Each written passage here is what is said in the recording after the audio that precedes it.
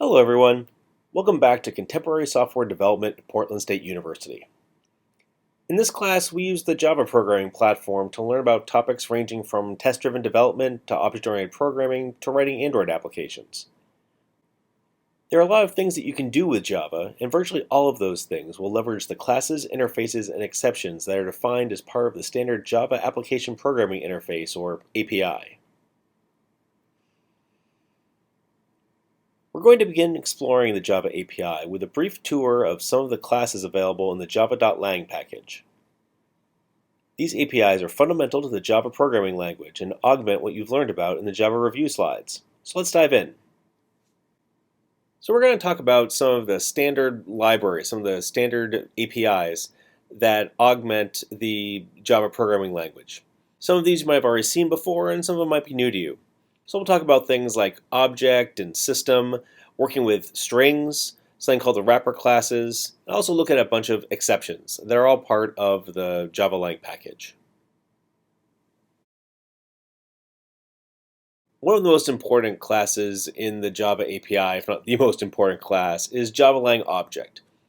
Object is the root class of everything in Java, so all classes descend either directly or through their superclass from Java.lang Object. And because of this, all methods of Java.lang Object are inherited by every other object in Java. So every object has an equals method that compares it to another object. It also has a toString object, which returns a string representation of an object. Now, note that all of these methods have default behaviors which make sense for every object. Specific subclasses may want to override these behaviors to provide additional functionality or different functionality that makes more sense for that object. The toString method is often overridden to provide a string description of a class that makes more sense for it. Hashcode returns, a hashcode for an object so that any object may be used as a key in a hash table. The clone method, which we'll talk about a little bit later, returns a copy of an object. GetClass returns an instance of what's called the object's meta class. This is an object that represents the class of the object itself. It's kind of a mind-blowing concept and one that maybe later in the course we'll get to. Finalize is a method that's called when an object is garbage collected. It's not exactly the same as a destructor, but the whole idea is that it's the opposite of a constructor.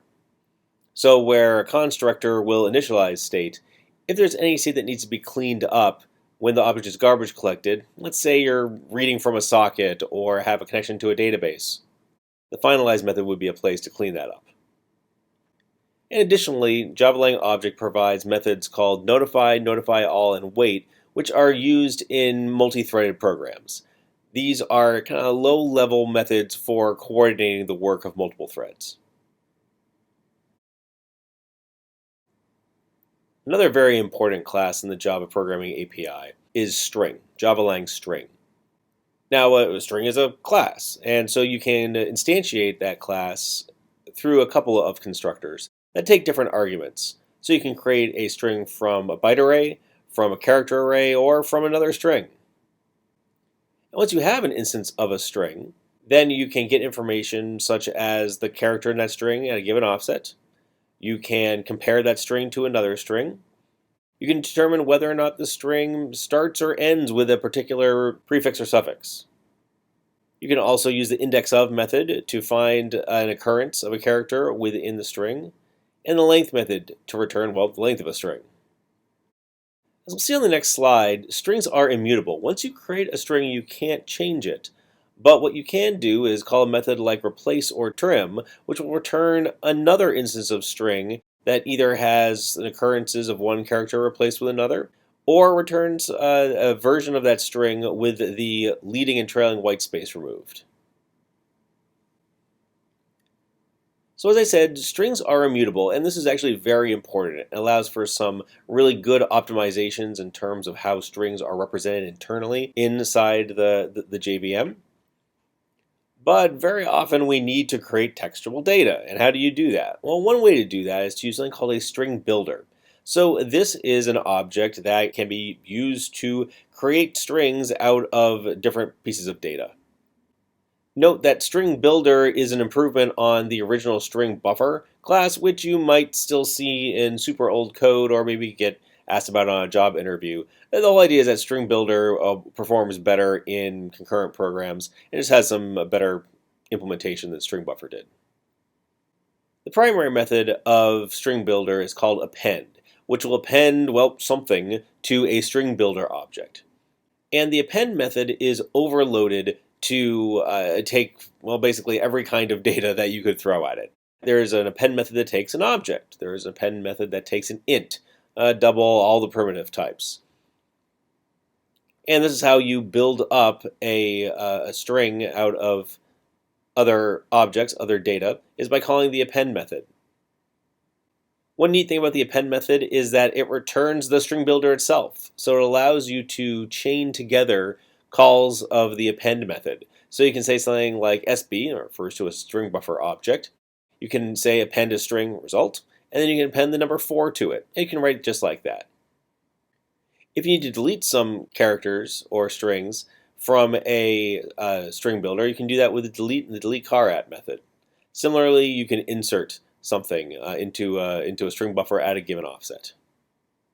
You also get the length and a substring within the string builder. And interestingly enough, when you want to convert a string builder back into a string, you just call the toString method, which kind of makes sense, right? Every object inherits a toString method from Java-Lang object, and the implementation of string builder's toString method is to return the string that is represented by that string builder.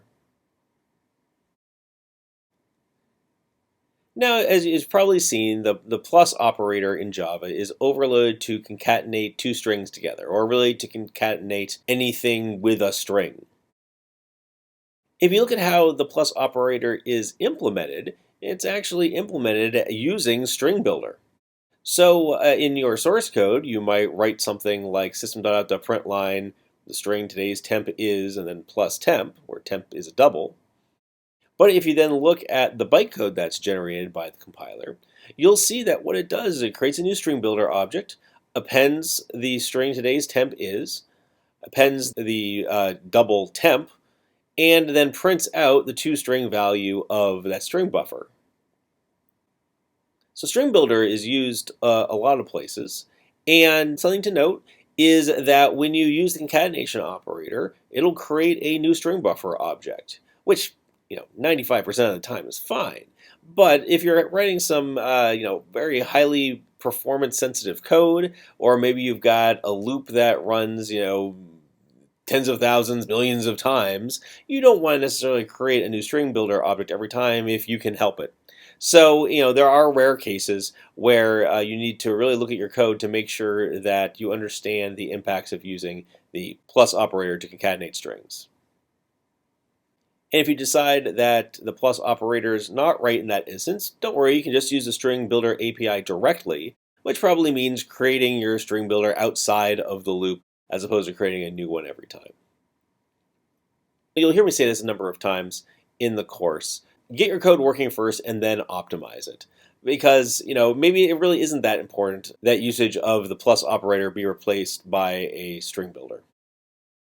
Make sure to get it working first, measure the results, and use those results to help you make a data-based decision for what to do next. Java-Lang system is a class that contains, I think of as system-level fields and methods, things about the Java virtual machine and the environment in which it runs. So Java-Lang system has some static fields, which you might have seen already. Right? There's a field called out. So this is system.out, as in system.out.println. And all out is a reference to an object of type printstream. We'll learn about that in a later lecture. That when you write to it, writes to standard out. So system.out.println just invokes a println method on the object referred to by system.out. Similarly, there's a print stream for standard error, and something called an input stream for standard input. There's also a couple of noteworthy static methods on Java-Lang system. There's a method called current time millis, which returns the current time in the number of milliseconds since January 1st, 1970. System.exit will shut down the Java virtual machine and return an exit code, which is an integer, to the host operating system. There are also methods for setting the values of system.out, system.err, and system.in. This is something that you probably don't do that often, but it's something that is possible to do with Java Lang System. The Java Lang Math class is where a number of, well, mathematical and arithmetic methods lie. So if you want to know how you find the absolute value of a number or the square root of a number in Java, this is the class that you use. And these are all static methods that you invoke on the math class. So you've got trigonometric functions, you've got things like exponential arithmetic. You can find the min and max of two numbers and convert between degrees and radians. There's also a random method that will return a random double somewhere between 0.0 and 1.0.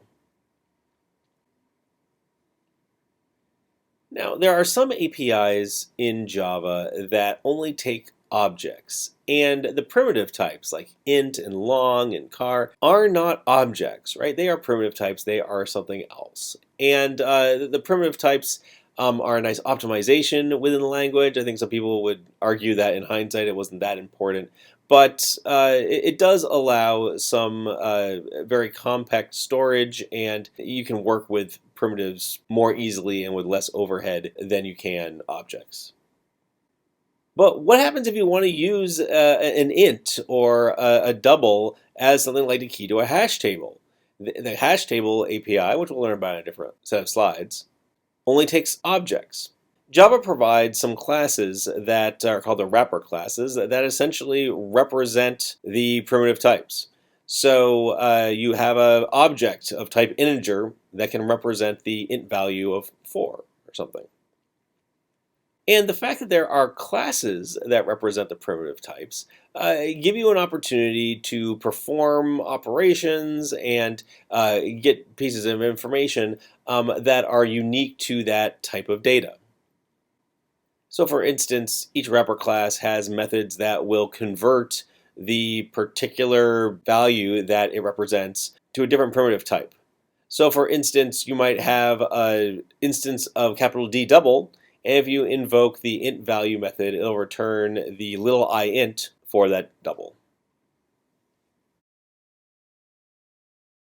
So let's take a tour of some of these wrapper classes. Java Lang Boolean, capital B Boolean, represents, well, a Boolean value, true or false. It has a static method, a class method, called valueOf, which will take a string and parse it as a Boolean value. So if the string is, TRUE, it'll return true. It only has a couple of instance methods. You can convert from the big B Boolean to the little b Boolean by invoking Boolean value. And it overrides equals to compare one Boolean object to another. Java Lang Character provides a lot of information about, well, the character support in Java. And recall that all characters in Java are 16-bit Unicode characters. So there are a bunch of static methods that allow you to do things like, convert between a character, char, and get its int value, so you can figure out, if you want to, exactly what number it corresponds to. Similarly, you can give it a number and return the char value for that digit, or you can figure out whether or not a particular character is a digit or is a letter. And remember, when we're dealing with Unicode, there might be digits and letters that you're not necessarily familiar with. Similarly, you can determine whether or not character is white space. And then there are some instance methods of character that are interesting. You can convert between a capital C character instance and get its char value. And then you can also compare one character to another. And Unicode defines an ordering to the characters, and that's implemented with the compare_to method. As we saw a couple of slides ago, there are wrapper classes for each numeric type in Java, things like int and long and double. And they all descend from a superclass called number. And so number has all the methods for converting between the various numeric types. Since all subclasses of number behave pretty much the same, we'll just look at one of them. And that's Java-Lang integer. So integer has some interesting class methods, static methods. There's integer.parseInt, which will convert a string into an int. Now you can pass it any string. And so if that string doesn't represent a valid integer, the parseInt method will throw a number format exception. And therefore your code can catch the number format exception and handle it appropriately. Java-Lang integer also has a two-binary string static method that will return the binary representation, ones and zeros, of an int, and it'll return it as a string. Similarly, it has a 2-hex string and 2-octal string. There are also two static fields that all the numeric types have that provide the maximum value of the type. In this case, integer.maxValue is the largest int, and the minimum value, the smallest int. And as I said, there are similar classes for all the other numeric types like byte and float and short.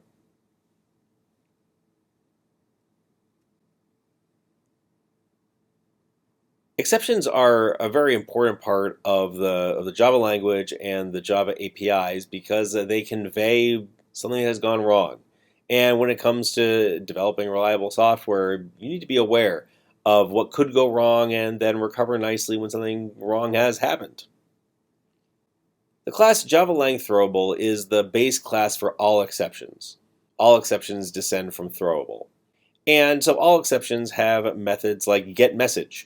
This will return a string that describes, well, what the throwable object is. Maybe it's usually something along the lines of, here's what's gone wrong to cause this exception.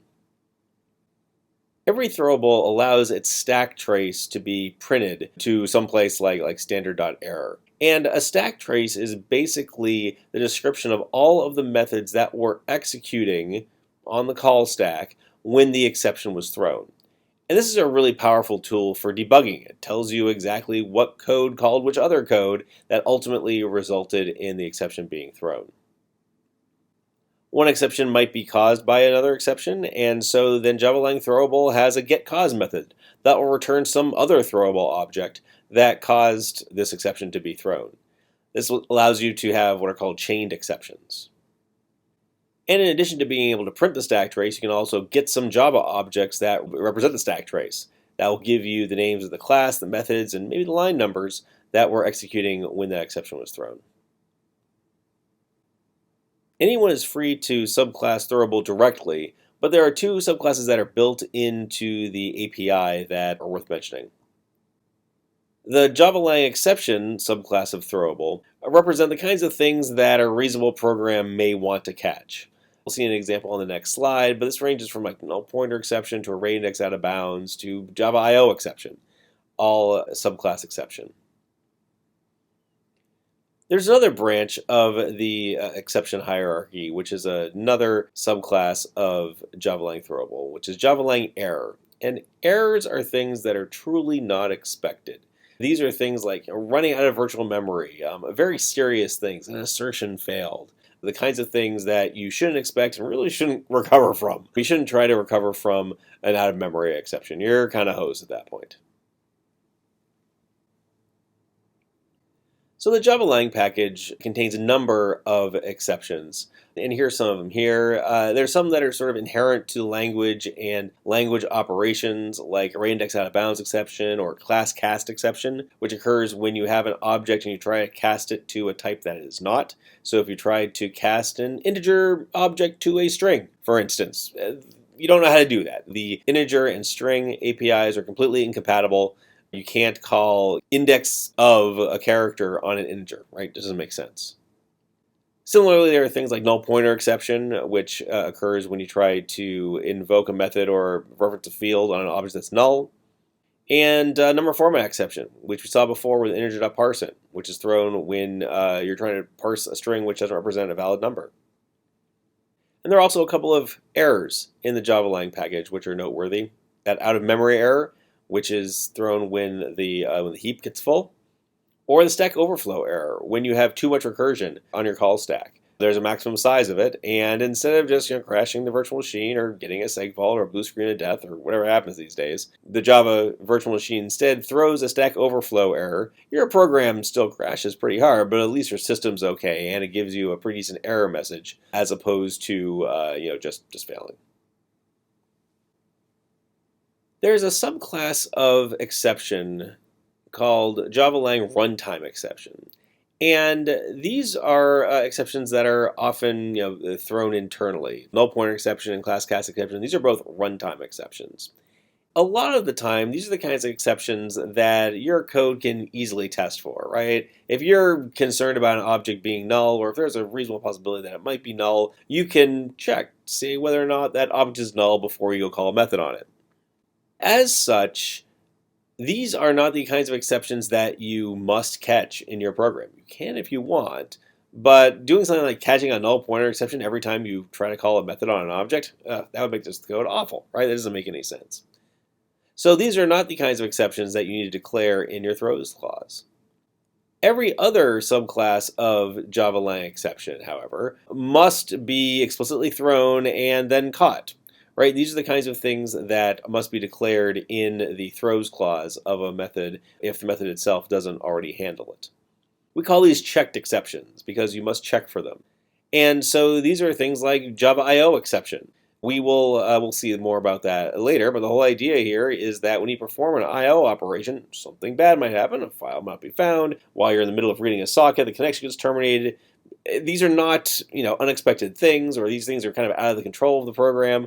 And, as a result, the designers of these APIs want the coders who use the APIs to be aware of it. So they are something that you have to handle or propagate within your code that uses these APIs. For the purpose of this course, when you write exceptions, you should have them subclass exception and not runtime exception. This is to give you practice and experience working with exceptions. It's kind of an academic exercise. In the real world, most often you'll create a runtime exception because exceptions really should be rare. They should be exceptional. But just know that you have the option to use checked exceptions because it can make your APIs easier to read and easier to understand, even though it does put additional burden on the developer who is coding to your API. We saw a little bit of this in the Java Review lecture, but I want to emphasize it again here. We learned about the try-catch block, and just as a reminder, you can catch different kinds of exceptions and handle different kinds of exceptions differently. Here, there's an open file method that you call that might throw a file not found exception. It might also just throw a general kind of I/O exception. And you can handle each one of those differently. Maybe if you get a file not found exception, you just ask the user to put in a new file name. But if you get a more general I/O exception, like there was an error reading from your disk or a file was truncated, something like that, you probably just want to print out an error message and exit because something clearly is broken. One thing that's interesting to note is that the order of the catch blocks matters. The catch blocks sort of serve as a funnel, if you will, and so then more specific types of exceptions, so basically the subclasses in the hierarchy, need to be mentioned first. Because the JVM will go in order of the declared catch blocks when handling the exception. So in the second example at the bottom of the slide, this won't compile because if an I/O exception, well, a file not found exception is thrown by the open file method, and by the way, file not found exception is a subclass of I/O exception. Because that catch I/O exception block will catch any type of I/O exception, a file not found exception will be handled by that first catch block. Therefore, the second catch block is unreachable code. You'll never be able to execute that code. This is probably not what you had in mind, and so the compiler refuses to compile this, saying, hey, listen, you've got some unreachable code here. Either delete it because you really don't need it after all, or change the order of your catch blocks.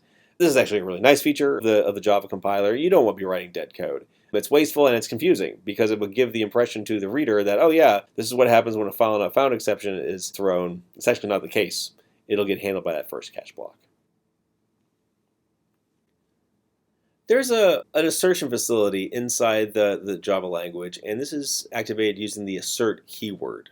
Note that this is a keyword in the language, and this is different from the assertions that you'll see when you're writing unit tests with JUnit or Hamcrest.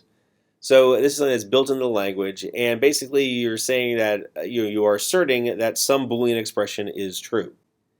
There's an additional syntax. You can say assert some expression and then colon another expression, and that other expression is what's evaluated when the assertion fails and is ultimately delivered to the assertion error exception that is thrown.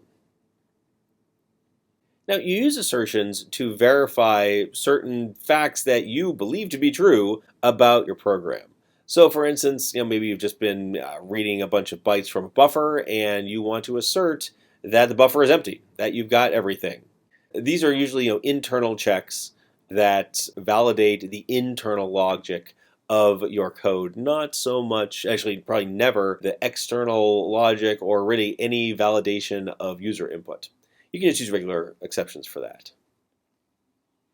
Now, because these assertions do incur some expense at runtime, they are off by default. So you can have this in your code, but unless you explicitly enable assertions via the -EA, for enable assertions, switch to the Java virtual machine, the assertions won't be evaluated at runtime. And because of that, you want to make sure that any code that is evaluated as part of the assertion, anything inside that expression, has no side effects. Because unless the end user runs with -EA, that code will just not be invoked, which might not be what you expect.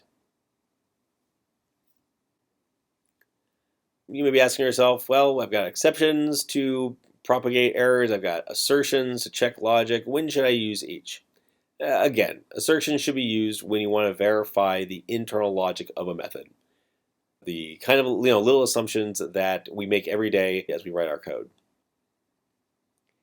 If you've got inputs that come from sort of outside of your code, either directly from the user or maybe you're writing an API yourself and someone's providing you a value in that API, you should use exceptions, something like a legal argument exception, to perform error checking or other validation on that input. And again, using exceptions is probably the right call here. Using an error type is not the right thing because you're not really supposed to catch errors. You can catch exceptions, but not errors. So here is an example of where you can use assertions and exceptions. Let's say you've got a public method which is called setPort, which is called by some other code. You want to make sure that your port is less than or equal to 1024, because I guess you're only running on protected ports here. If it is less than 1024, then you want to throw an exception because you're taking in input from the user, from sort of outside of your code. However, let's say you've got a private method that reads a port from a configuration file, and let's assume the configuration file wasn't tampered with.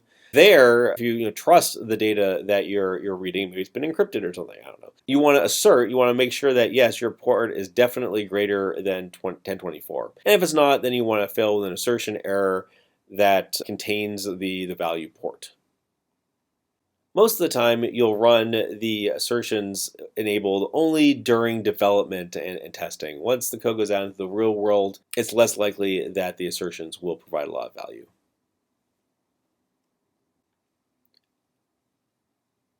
Here's another example of where you can use assertions to verify program logic.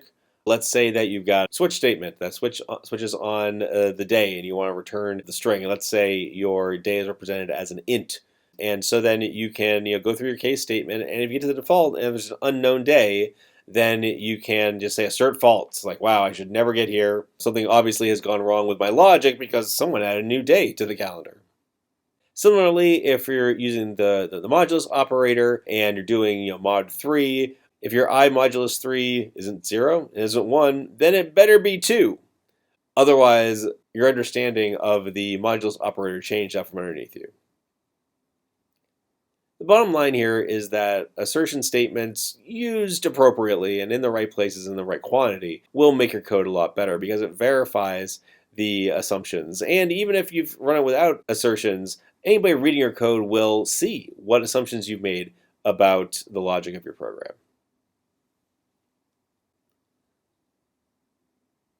So I want to talk a little bit about how to clone objects in Java.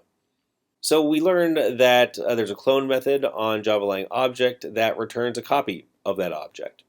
The copy is meant to have the same state and the same behavior as the object it was cloned from. So, in general, you have an object and you clone it, that cloned object is equal to the original object. However, of course, when you clone an object, you're not going to get the same object. Well, you're making a copy of it. It shouldn't be the same. Even though every object has a clone method, if you try to just invoke it by itself, it'll throw an exception saying clone is not supported. Instead, the way to provide the clone behavior is to implement an interface called clonable and then perform whatever cloning you have to do to make a copy of it. There's a little bit of magic involved here in that if you just implement clonable and you don't override clone, then you'll get what's called a shallow copy of the object. So underneath the covers, JVM will create a new instance of the class. It won't call any constructors though, which is a little weird. And it'll copy the values of the fields. Well, actually, yeah, it'll still refer to the same values. And so this means that even though the initial object is cloned, any objects that it refers to have not been cloned, which may or may not be what you want. If you do want a deep copy of the object, you need to override clone to provide a new implementation. So just as for an example, we have a class called grades, which contains an array of doubles, which are the numeric grades. So here, when we override the clone method, the first thing we do is call super.clone to actually make a copy of it. And then we copy the double array from this grades object to the newly created cloned grades object and return that. You can imagine that as your objects get more and more complex, there's more stuff you have to do inside a clone method. Note here that arrays are clonable, so you can just call the clone method there and it knows how to do the right thing.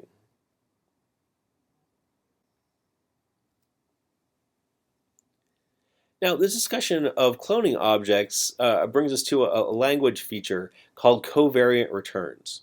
And so what covariant returns allow you to do is to have a overriding method, a method that overrides a method from its superclass that returns a subtype of the type returned by its superclass. And this is seen in a number of places, but I think it makes most sense with the clone method. So let's say that I've got a hierarchy of objects that represents animals, and animals are clonable. Animal itself, you can't instantiate just an animal. It has to be a specific type of animal. So it's an abstract class and implements clonable. And just for emphasis, we say that the clone method is abstract. Now, the clone that we inherit from object returns an object itself. It's a plain old object. You don't know what it is. And so that's what we do in animal. However, humans and students apparently can be cloned here, and so the human class extends animal and then overrides the clone method to return a new human, and we change its return type to be human instead of object. And this is legal because a human is an object. So this is an example of a covariant return. Because the clone method of the human class returns a human instead of an object, this is allowed by the language, and as we'll see in the next slide, has some nice benefits. Similarly, for a student, when we clone the student, we override the clone method and change the return type to be student, because student is a subclass of human. Now, why would we want to do this? Well, so this makes it easier to call the clone method. It's a lot less casting, and it's much more explicit about what the clone method is actually returning. Now, covariant returns were a language feature that was introduced to the language several years after the initial release of the language. And in order to provide backwards compatibility, the way it works internally and in the bytecode is a little wonky. In order to retain backward compatibility, if you look at the human class, the bytecode actually returns objects. So if it's called from older code that doesn't have covariant returns, it'll still be okay. However, when you call human.clone, the return type is then automatically, well, not really casted, but it is considered to be human. This is a neat thing. It makes it much easier for the developer when dealing with clone methods or really any place else that you have covariant returns. Do note, however, that if you're introducing covariant returns after the fact, if there's maybe some old code that wasn't using covariant returns, so maybe you've got a professor class which has a clone method that still has object, this won't work because what it's doing is overriding the clone method inherited from human, which now returns human. The professor's clone returns object, and the compiler won't like that because you're not making the return type of the overridden method more specific, you're making it more general. Because object is a superclass of human, not a subclass of human. Another place where you see covariant returns used is in internal versus external classes. So let's say that you've got a class that represents a classroom. You've got a university with a bunch of classrooms. And maybe that is an API that is external that lots of clients are using. Internally, though, you have some implementations. You've got a classroom impl, which implements the classroom interface. You've got a university impl, which implements the university interface. What you can do here is leverage covariant returns and say that get classrooms actually returns an array of classroom impl, and then your internal code can work with the internal type classroom impl and not to cast from classroom to classroom impl all over the place. Covariant returns are an advanced feature of the language, but as you can see, they have some nice benefits at times.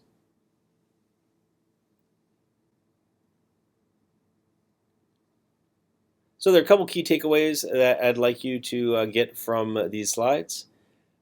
Hope you're beginning to see that the Java programming language has a really big suite of classes and exceptions that support the fundamental functions of the language and the platform. So we saw how we could work with text via the string class and the string builder class. We saw the wrapper classes that give you object versions of the primitive types. Talked a bit about exceptions and how there's a class hierarchy that starts with throwable and has several subclasses that provide exceptions that are strongly typed, some of which must be caught and some of which may not be caught. And then we also saw object cloning and covariant return types. So I think this is a good place to stop for right now. There's a lot more that we can learn about when it comes to the standard Java APIs, but I hope that what you learned here gives you a good foundation for getting started with writing real-world Java applications. Thank you for watching, and I encourage you to view more screencasts for contemporary software development here at Portland State University.